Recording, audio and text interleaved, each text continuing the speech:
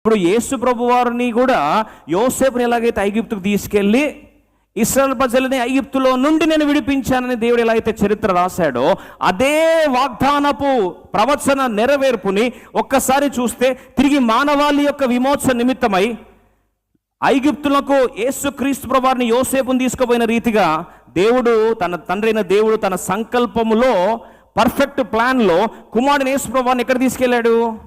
ఐగుప్తుకు తీసుకెళ్ళి 2 సంవత్సరాలు అక్కడ ఉంచాలి. అంటే ఇప్పుడు ఎవరిని కఠినపరచాలి? హేరోదుని కఠినపరచాలి. అంటే దేవుని యొక్క సంకల్పాలు నెరవేర్చుకోవడానికి హేరోదు ఒక పావు, ఒక అంగడి బొమ్మ.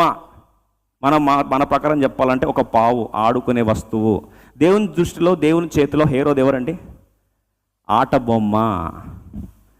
మీరు అనొచ్చు, అమ్మ హేరోదు ఆట బొమ్మ ఏంటంటే మమ్మల్ని ఆడుకుంటారు అంటే అది తెలియక మాట్లాడతాం. పాపం వాడేమనుకుంటాడు, వీళ్ళని ఆడుకుంటున్నా నేను అనుకుంటాడు.